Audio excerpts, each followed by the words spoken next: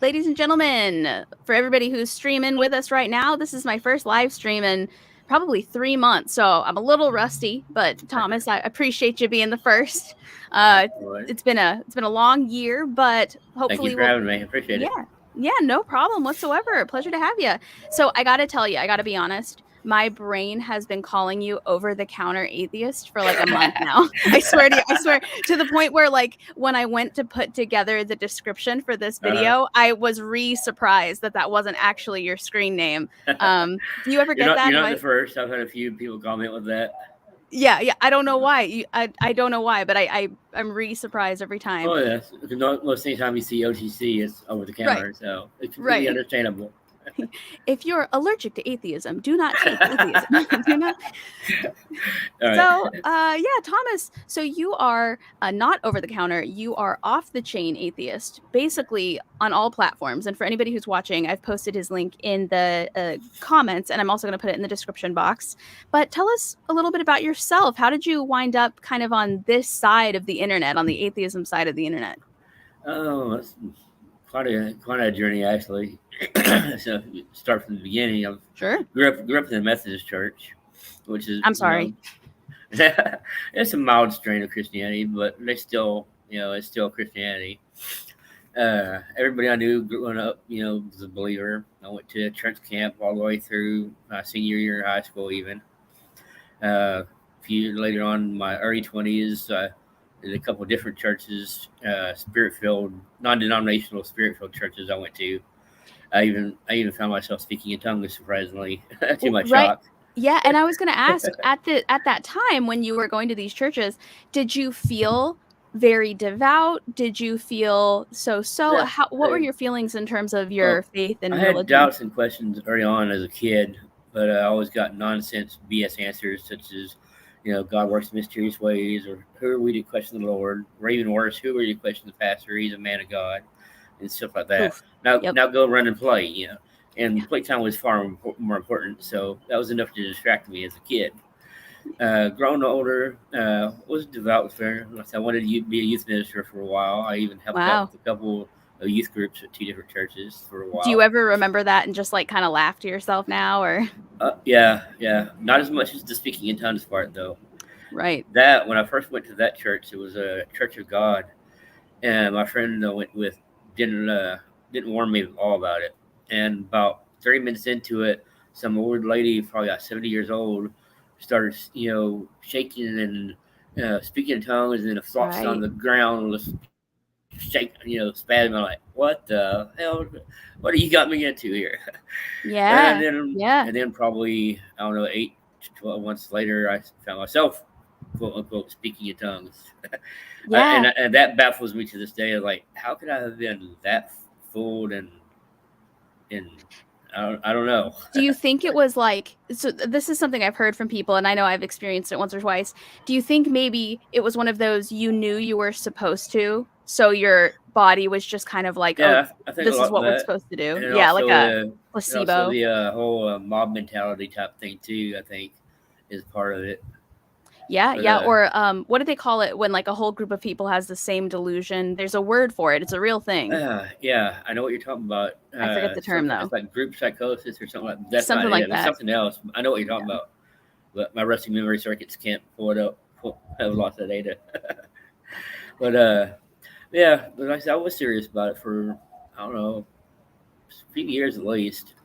But then eventually the doubts and questions came back, and growing up, the only fellow atheist I knew, and I didn't even know the word atheist for a few years until after I became a non-believer. But my sophomore, junior year, I met this guy when I moved to Granbury, Texas. And we had discussions and arguments on and off for the rest of through high school and even years after that. Wow. And he used to piss me off to no end, making fun of, my beliefs and all, but he made fun of other beliefs too. But eventually, it made me stop and think, okay, why is he making fun of this? What's he making fun of? Why is he making fun of it? And eventually made me start to question my own beliefs and why I believed them and so on. What were some of the questions? Like you mentioned both in your bio and today that you started to get questions early on. Do you remember what any of them were that first really started to make you think twice? The early ones I can't remember, but when they started coming back and increasing in number, there was just a lot of it had to do with contradictions. And while God is a loving God, yet you go to hell if you don't believe in and worship Him, Right. or He murdered Egypt's firstborns. Like, okay, what kind of loving God does that kind of thing? It's a great question. And then also, as far as Southern, like,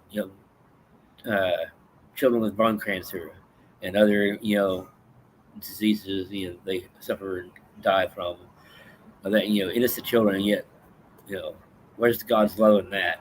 And some Christians will try to justify, say, well, sins of the father, generational sin.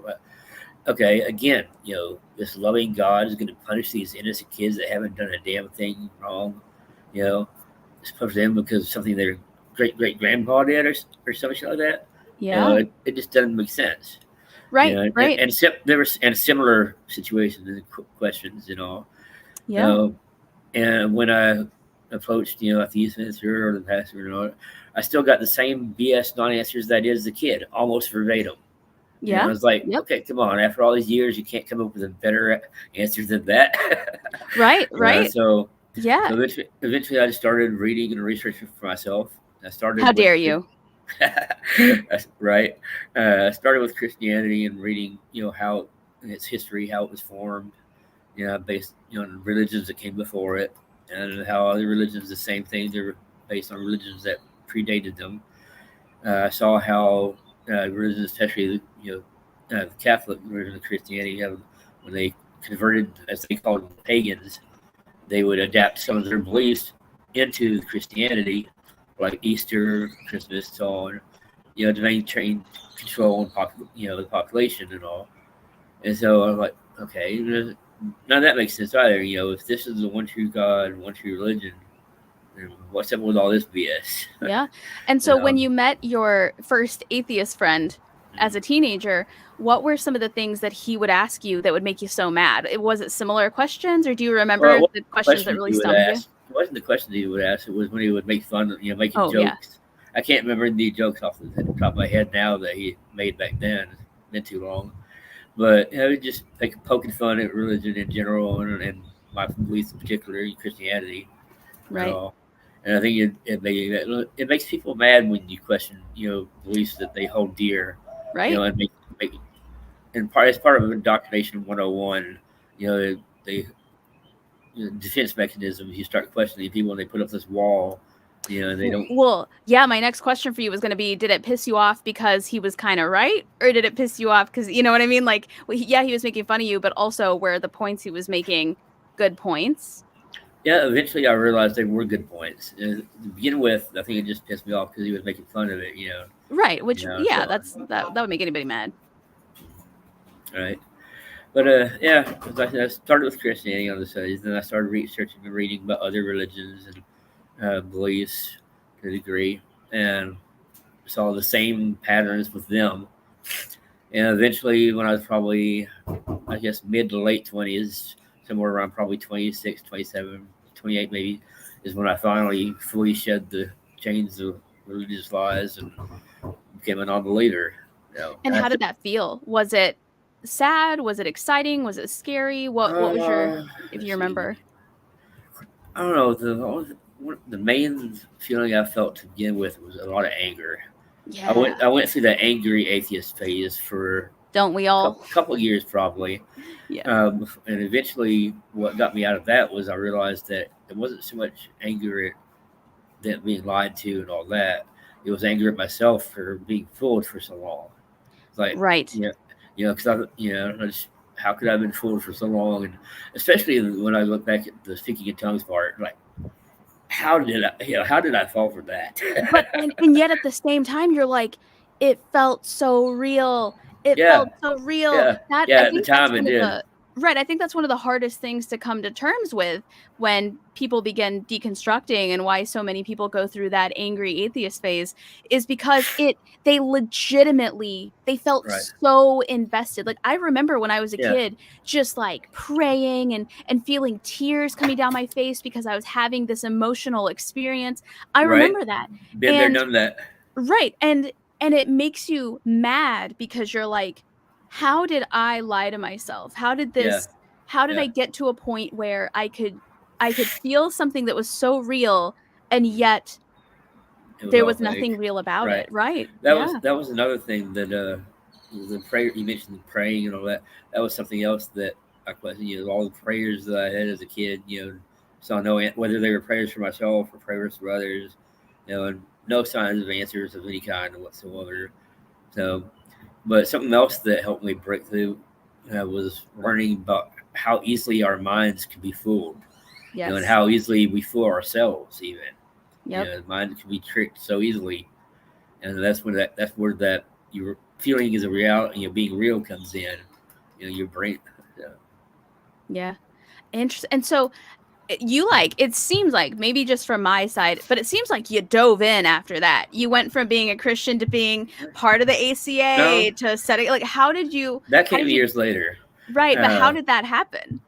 well, for quite a few years after becoming a non-believer, I was still pretty much the only atheist I knew. I only knew, I think, one or two other friends of mine that were non-believers, and everybody else was believers. So I was a closeted atheist for years. Right. Then in 2016 was when I first joined social media.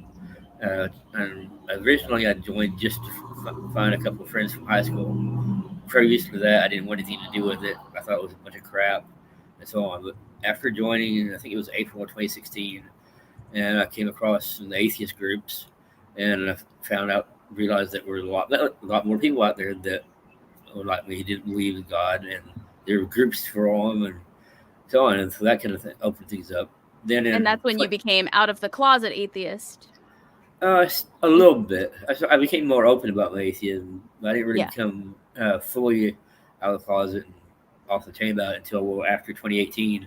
In September 2018 is when I joined the ACA. I went there for the first time on, I think it was September 2nd, 2018.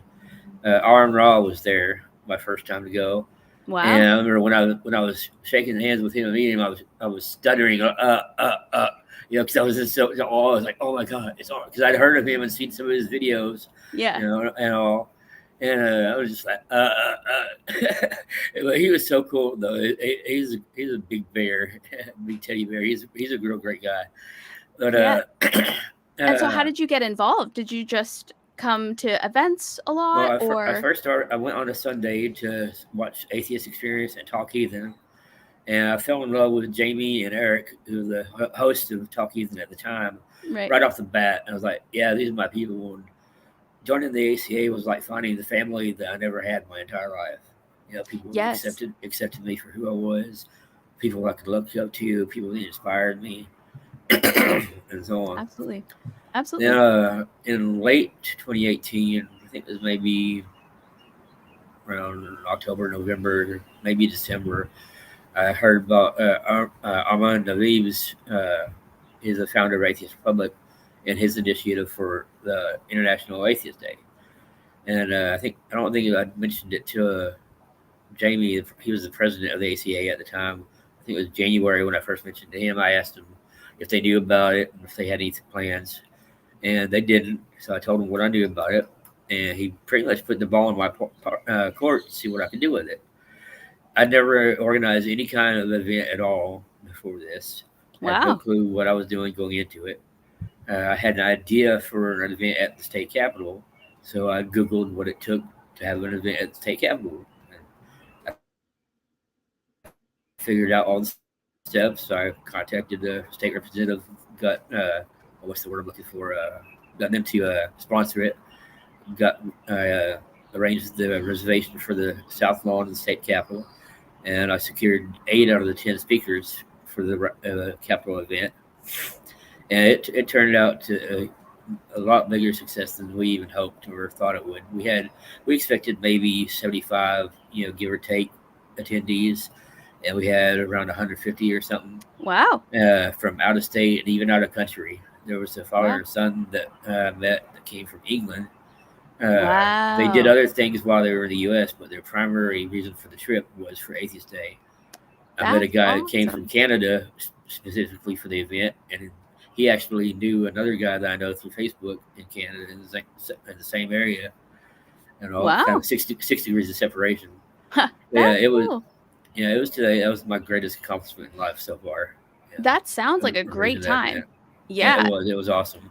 And so, what would you say, in your opinion, was the most difficult part about deconstructing? Let's see, the most difficult part, or the hardest, maybe just in general. You feel like it just took the most work. I don't know. I went through a spiritual phase too for a while, where I considered myself spiritual but not religious. Yeah. I felt that part's hard to let go. I felt there had to be something out there, right, greater than us. Some purpose. I just didn't know what it was. Right.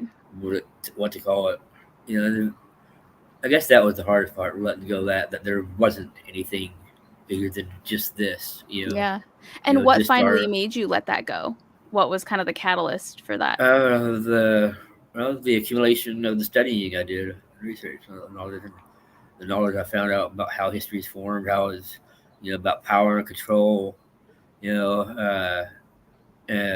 was tales written by men to control, everyone else, to control women, to control the general population, to, increase their power and their wealth.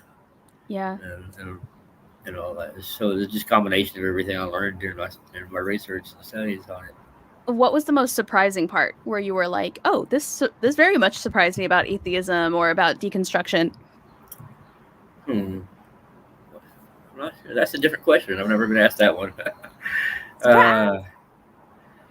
Well, I guess I was surprised because even I said the Methodists, they're mild strain to Christianity, but they're still mild strain. But they're still anti-gay. They're still they still get discrimination. And stuff like that. And they also believe non-believers were what's the word I'm looking for? Immoral and Satan's accomplices and all that kind of stuff too. And so it surprised me once I started realizing there were more atheists out there and started connecting with them. Right. Hey, these are people just like me. They're nothing. They're not immoral. They're not bad people or any of that just because they don't believe in God. Just like I'm not. Yeah. Yeah. I think the most surprising part for me was when I learned that you didn't have to be one of those loud and angry debaters. I always thought that in order to call myself an atheist, I had to kind of earn that badge by debating with people and making every conversation about how I was an atheist and being angry at Christians and not liking Christians. And so for the longest time, I didn't go by the atheist title at all because I thought I had to fit a certain mold and a certain model. And it turns out you can be a homebody who stays at home and plays with parrots and makes beads and still be an atheist. You don't have to. You have parrots? Yeah, I do. I have too many parrots. I have so many parrots. Oh, really? How many? Yeah, I have 10. Oh, wow. That is a lot of parrots. Yeah, usually they're with me, but I changed my office layout. Otherwise, you'd hear them and see them. Okay. But yeah, it turns out, you can just do that and be an atheist too. You don't have to do a call-in show, although I do call-in shows. I do. I'll admit it. Yeah, and so I think a lot of people who email me and message me talk about how they didn't know that either. They thought that they had to be a certain anger level, a certain aggression, a certain this in order to be considered an atheist or to qualify as an atheist. And I think we're seeing more and more types of atheists now. We're seeing more and more people come out that are, knitting grandmas and people who like to play soccer and people who like to just cook. And all of us are atheists. I've got an interview with Godless Granny scheduled for next month on the 15th. Yes, Godless Granny is amazing. And I finally got to meet her in person and have dinner with her. And she's just awesome. She's just so nice. Yeah, she is so nice. Cool. Yeah. Cool. And so if somebody's watching this or listening to this and they're thinking, I really want to begin the deconstruction process, but I don't even know what to. Well, I don't know. First, I just wanted to. That's a good question. Well, for like I said, there's a lot of materials and groups out there where you can, find information to research on your own, but also, don't look for the church for answers because they're not going to give them to you.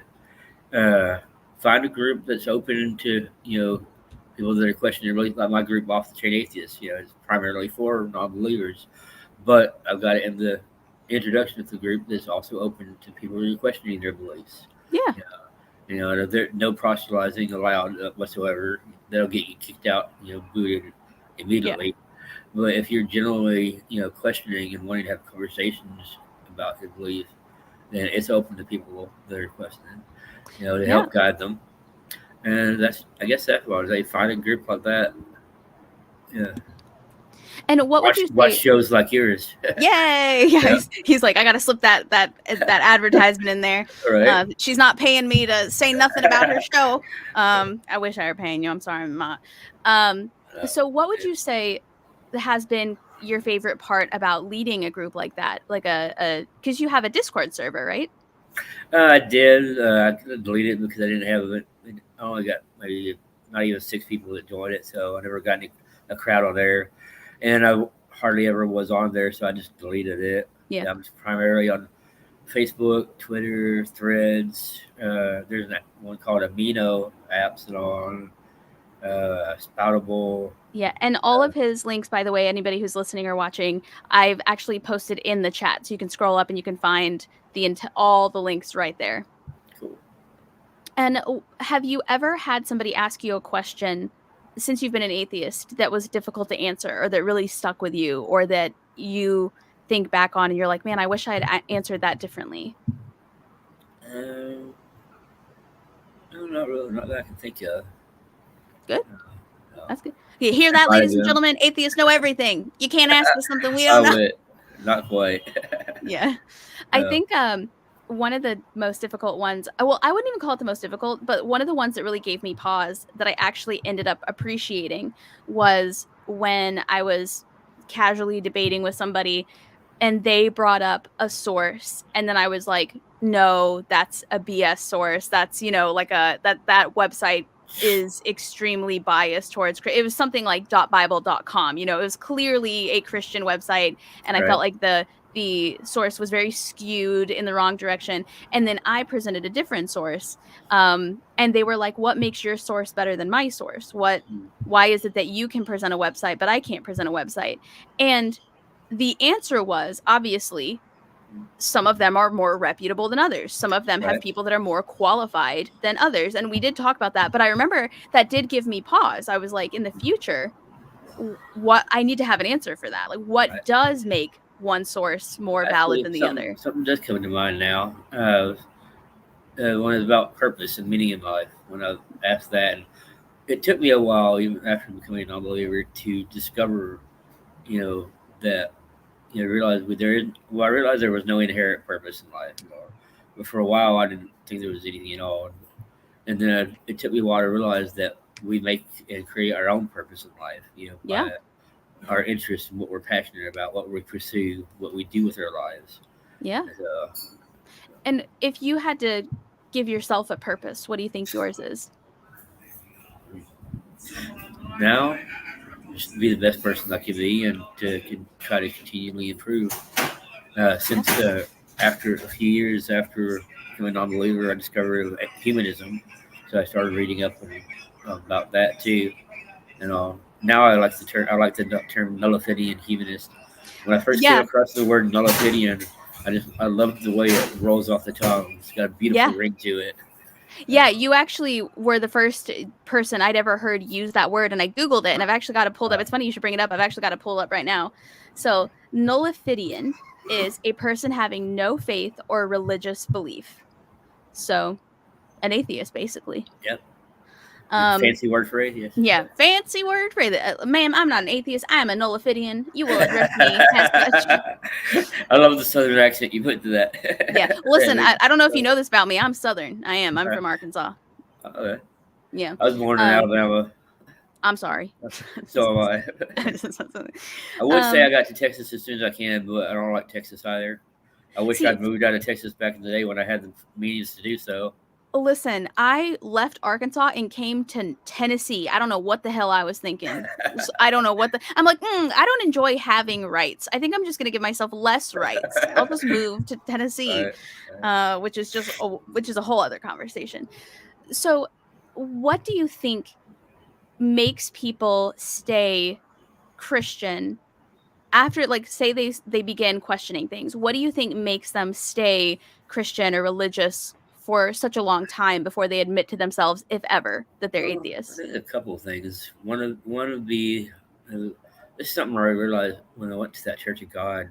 It was a difficult time in my life, and I was giving God one last try. After a while, what I realized, it wasn't a relationship with God or Jesus I was looking for. It was a relationship with other people. And religion thinks it has a monopoly on community. And a lot of atheists still think that too. When I've posted many times about the importance of community building, and I've had more negative responses even from atheists than I have positive. Oh, that's too much like church. Like, no, damn it, no. Religion does not have the monopoly on community. Community evolved before religion did. Right. So the community aspect is part of it. That's real strong. A lot of people without it, they feel lost. And I did for a little while.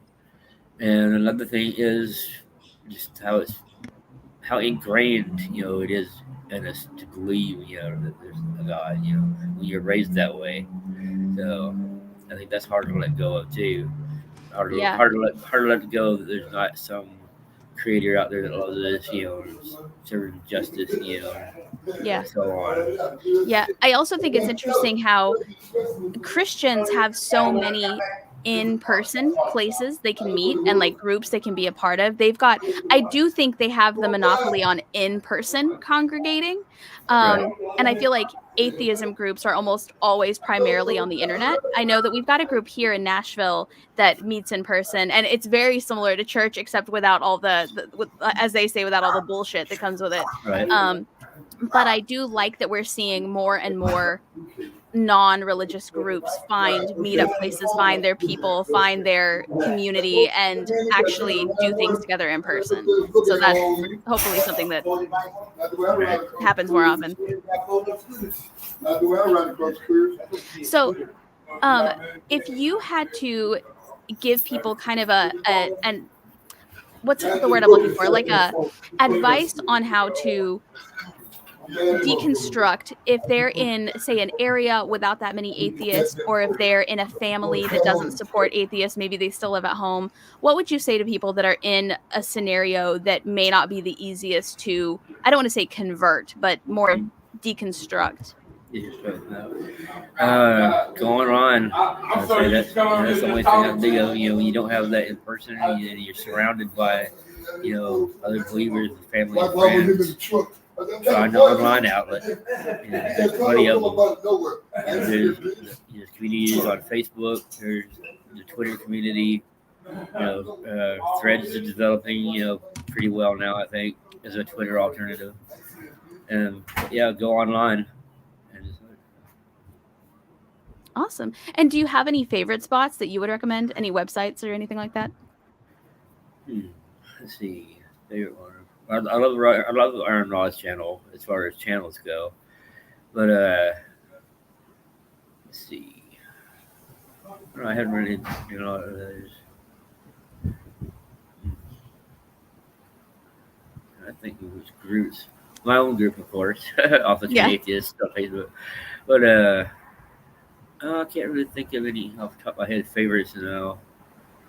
I don't know. And I'm drawing a blank. And then maybe like ACA, their channels probably. Yeah, I have gotten to now. I don't even watch the ACA shows anymore. You're not supposed to gotten to say where that, Thomas. I don't know. It's kind of in one way. In one way, it's old news, but I'm all about the community now. Yeah. You know, back when COVID hit, you know, that hit me hard. You know, losing that in person, you know, community. Right. So like I said, when I joined the ACA, it was like finding a family that I never had my entire life. You know, I still get emotional about it when I talk about it now. Yeah. But so that hit me hard, and yeah. Then I'm sure you heard about them. There's a couple different kerfuffles that the ACA had, and that split people off into factions. You know, got divided over things that shouldn't have divided people, over misunderstandings and people just being, I wouldn't say being too liberal, but they would be too strong on their beliefs. You know, like, you know, if you say or do such and such, then you're anti-trans or you're anti-gay, or you know, if you question the human, you know, and that's not always the case. You know, there are people that honestly, you know, are questioning about it. They're not, you know, and they're just looking to try to understand better. But that was one of the troubles kind of based off of that. But yeah, it divided people unnecessarily, and there's too much division, you know, already. You know, we don't need it. We don't need further infighting to divide us even further. Yeah, we've got enough of a fighting against, you know, threats of Christian nationalism, and whatnot. You know, and I still don't think that's being addressed enough.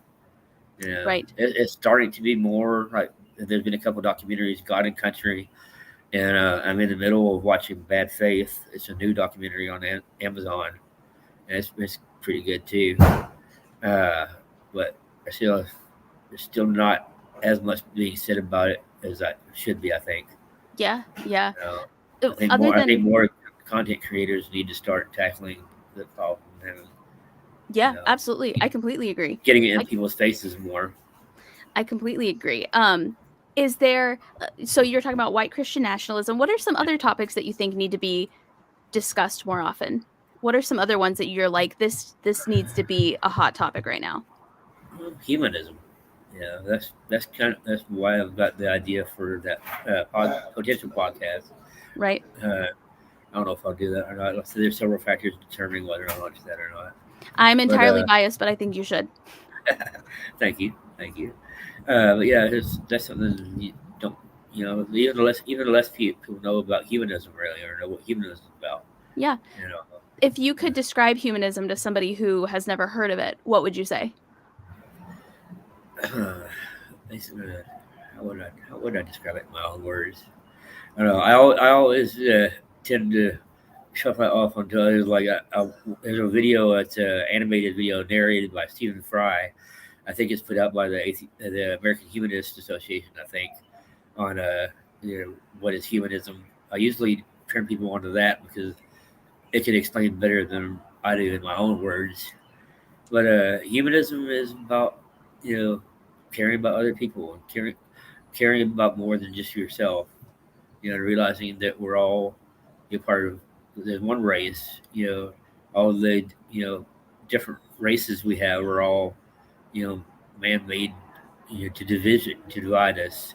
You know, there's only one race, the human race. You know, there's ethnicity. I can't speak today. Ethnicity. But yeah, we're all in the same boat. You know, we're all looking for meaning in life and purpose. We're all trying to understand the world around us. Yeah. You know, humanism is caring about more than yourself and caring about your fellow man. Yeah, and out of curiosity, I googled the actual dictionary definition because I was like, I don't know if I've ever actually looked it up. An outlook or system of thought attaching prime importance to human rather than divine or supernatural matters. Humanist beliefs stress the potential value and goodness of human beings, emphasize common human needs, and seek solely rational ways of solving human problems. I like it. Works for me. Right. If you could address a common misconception that you run into when you meet people who are considering becoming an atheist or who are deconstructing, what do you think some of those misconceptions might be? Well, I don't think the number one is that all atheists are angry, and just hate God. And I'm like, how can you hate something that you don't think exists? Thank you. Okay, I've been saying the same thing. I'm like, guys, I don't hate Santa Claus either. Right. I don't hate, you know what I mean? Like, I don't hate anybody. Right. I've actually used that one before on somebody asked me about hey God. Like, I asked them, I was like, do you believe in Santa? I was like, no. Do you hate Santa? I was like, no. But I said, yeah. Then what's the problem? Yeah, what's the problem? And something I just thought about is if you enjoy watching content talking about white Christian nationalism, I actually did an episode with my friend Andrew Seidel. I don't know if you're familiar with his work. He's phenomenal. I got to meet him when he did when he was promoting his last, if not last, or book before the last. He was at the ACA. I got to meet him. That was back in late 2019. Yeah, we actually did a whole episode on white Christian nationalism. So, awesome. I mean, again, totally biased, but if you're listening to this and you are also interested in learning more about white Christian nationalism and hearing somebody who is literally an attorney in that space talk about it from a legal standpoint. He's doing awesome work. Yeah, I will link his episode in the description box of this episode as well as soon as the stream is over, because I agree that's a very important conversation. I'll go give that a watch later tonight. Yeah. I mean, if you would like, I would love that if you did. Not trying to force you to do nothing. I'll share it to you. So what are some of do you have any goals for yourself in terms of your impact on the atheist community, or things that you would like to accomplish in terms of atheism? Well, the last few years since 2019, attempts to organize follow-up Atheist Day ATX events have failed, largely because they didn't have the finances for them. Right. 2019, the ACA financed it. And it cost around $10,000 total. I didn't know that until well after the fact. Wow. And about half of that was just for the audio production. Wow. And so, not being able to find sponsoring organizations to help, co-sponsor, co-present the event, cover expenses, that was the largest reason that attempts failed. But so my goal still is to organize future Atheist Day ATX events. And I've actually found something that will go a long way to helping that. I was looking for portable and rechargeable PA systems. And I found there's a brand. I used to have a Bluetooth speaker, Rockville. They've got a portable rechargeable PA system that's 1,000 watts with two 15-inch subwoofers, other speakers, and wires because it's mics on. It's like $800. Right now, it's on sale for $400. Wow! And I'm going to set up a fundraiser to raise money for that, and also to raise money to cover additional costs, such as speaker reimbursements for speakers' travel and hotel costs. Secondary venue rental and stuff like that if there is one, and so on. Wow! I'm going to do a fundraiser once. If I manage to come up with funds to that, I'm going to purchase that, and I'm going to donate it to the ACA for that way they'll have it on hand for future Atheist Day ATX events. Because that right there knocks out the audio-visual rental. No need to pay for rental equipment or for a production company to do the audio. And it also allows them, having that on hand will allow them to do, possibly do more secular events throughout the year in person. So that's really cool. So basically you want to be like an event producer. Yeah, specifically for the Atheist Day ATX events. Yeah, that sounds like a great idea. I think we could use a lot more live events. I'm always the person that finds out about the live events way too late to go. So people are like, "Oh, you don't like to go to these events?" No, I love going to these events. I also love finding out about them. So if anybody knows about events coming up this year, post them in the chat because I probably have no idea they're going on, and I would like to go. Yeah. That's one thing I like about the ACA. They've several months back they started doing this in audience for the shows again, but they've also started up several monthly meetups. So they're working on building that community that we had before COVID. We've got a philosophy night. We've got a game night every other Friday. Wow. Philosophy night used to be once a month, and now it's every Wednesday. They've got a monthly potluck dinner that they started up a few months ago. So they're working on building the community back. So little by little. How would you say that identifying as an atheist or deconstructing into atheism has positively influenced your life? Like, what would you say is the biggest difference you've experienced?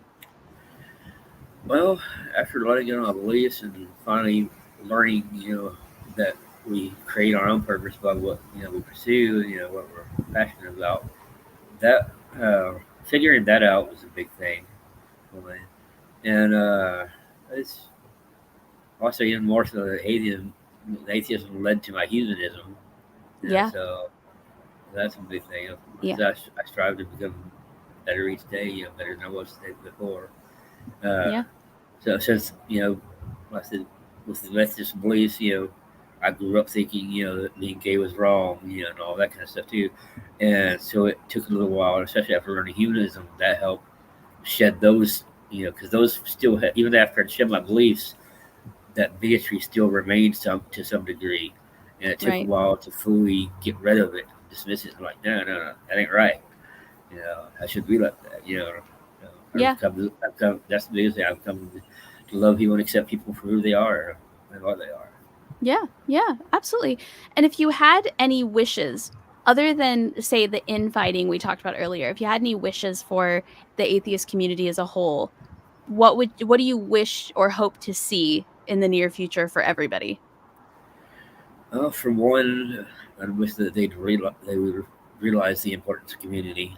So Mm, I mentioned earlier, too many atheists think that the in-person atheist community is too much like church. yeah. I wish they'd realize the importance of community because there's so many aspects about community. There's network connections. There's potential career connections. Several different types of connections you can make through the in-person community. Support network. That's highly important. You Yeah. know, so that would be one. And I'd also wish that more people would wake up and realize just how big a threat Christian nationalism is. A lot of Yeah. people, even atheists, still don't think it's that big of a deal. Yeah. My roommate Yep. doesn't think it's that big of a deal. Which is He's wild. an atheist. Yeah, it's a huge deal. Yeah. It's an insane deal. Yeah, and it's Yeah. right in front of our very eyes. And I wonder if Uh, maybe the reason people like you and I focus on it so much is because we're in the South, and maybe people who aren't in the South, they don't like maybe they don't see it as much in person. It's wild to try and imagine that because I feel like it's everywhere, but yeah. it's odd how many people don't think that's like a huge deal, and it's a Yeah. big deal. They think the nutcase evangelicals, they're just a outline, they're minority, and they're like, no, it's larger than you think, larger Yeah, than you realize. it's huge. Uh,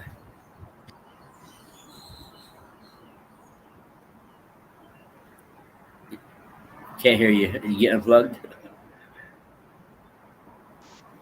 There you go. What? Nope.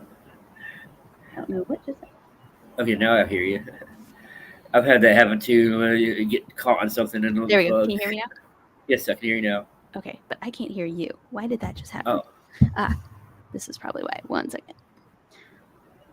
We're live, folks. There we go. There we go. I'm back. I don't know what just happened. It just shut off all of a sudden. computers have a mind of their own sometimes. I'm telling you. I think mine is more bipolar than I am. Yeah. Well, something I was going to say is what I don't think a lot of people know, and I won't name names because I don't know who wants people to know where they live or not. But Nashville, where I'm at, is a gigantic hub for internet atheists. Like Mhm. anyone you know who has a channel that's not in Austin is here in Nashville. And I had Right. no idea. I did not move here for that reason or anything. I didn't know any of that. But in the last like year and a half, I feel like every person I know who isn't in Canada or in Austin, Texas is right here with it. You throw a rock and you hit an internet Right. atheist. Except you don't Right. because we're all inside because There's a we friend don't of go out. mine, Larry something. Can't remember.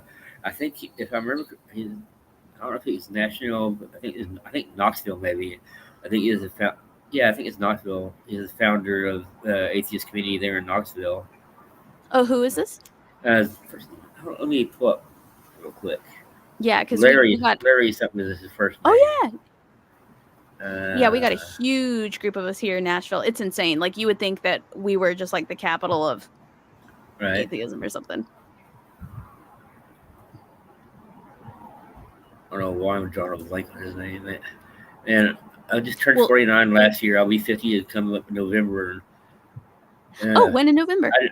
November 19th. Oh, I'm 29th. Thought we were going to have the same birthday there for a second. Cool. 10 days after. But man, growing old sneaks up on you a lot quicker than you think it will. Years of hard work. Hard part in. Sneak up. Yeah, it takes your toll on your Larry S. Rhodes. RHODES. I'll send him. I'll send you his link to his profile. Let me pull up his profile. I'll just make sure he's the one I'm thinking of. Why does my mic keep I know he's weird? I think someone's hacking me. I think someone's like, shut up. Let's see. Hold on one second. There we go. Now, sorry, what I was saying was I'm turning 33 this year, and I'm at that age where, like, whenever you stand up from the couch, you, like, groan. Right. You, like... Yeah, I was right. I actually remember something correctly. He's the Atheist Society of Knoxville. He's the founder of... Interesting. I'm going to write that down. I didn't know we had kin folks over there. And his name is Larry S. Rhodes. Oh, that name is so familiar to me. Yes. I'll copy his profile link and send it to you. Awesome. Yeah, that'd be great. Thank you. I love picking on people who are nearby. I love just knocking on their door. I don't have my mouse plugged in, so I'm having difficulty doing it right now. Once we're done, I'll send it to you. Okay, perfect. Awesome. I'll leave that window open so I remember. Perfect. Well, we've established that you're not over-the-counter atheist, and you're also not out-of-the-closet atheist. You are off-the-chain atheist. My brain was still about to say over-the-counter atheist. I had to, like, stop it. I almost forgot about that part. Yeah, but not too long. But back in 2017, after joining social media, I started making some memes and stuff. And I started off with MS Paint, and later on, I got Adobe Photoshop and started learning it, just playing around with it, self-taught. But I had a few friends that told me some of my designs would make some good shirts, like some of my weed designs and other stuff. But so I started my Element X Designs storefront, which is on Spreadshirt. And then in 2018 is when I started my Off the Chain Atheist storefront, because I started Googling for atheist merch and apparel and all. And what little I found was all pretty much mundane or repetitive. You know, not to put it. I can't hear you again. Can you hear me now? Yes, I hear you now. That's so weird. I'm literally not touching anything. How strange. So sorry. But so I started working on doing atheist designs and trying to fill that, market a little bit, try to give people options, because I knew that we couldn't be the only one looking for ways to express, my views, and feel that Christians, they got apparel and their crosses all, loud and proud to it. Why should I be silent about my views? Right. Yeah, absolutely. So is there a place where we can buy merch from you? Yeah. Is that in that link as well? Yeah. That link also leads to my storefronts. Awesome. Perfect. And I'll add that to the description box as well to this video as soon as the stream is over. But for anybody watching the live stream, I posted the link to your overall link where we can find all your other links in the chat. Cool. It should be one of the first comments. But Thomas, this has been a really fantastic conversation. I really enjoyed getting to know you. I feel like I enjoyed finally... it too. Yeah, because I've seen you tangentially around, but I've never really gotten the chance to talk to you. So thank you for chatting with me. I didn't know I was getting around that much. Yeah, that's what it looks like on the internet anyway. Cool. But if you had any parting words or advice for anybody who's watching or listening to this, what would you say to them? Well, Roland, don't be afraid to question your dearest held beliefs. That's how I finally started my progress, my deconstruction journey. Be true to yourself and be human. Yeah, be humanist while you're at it. Yeah. And Google white nationalism and make sure you know about it. Right. All right.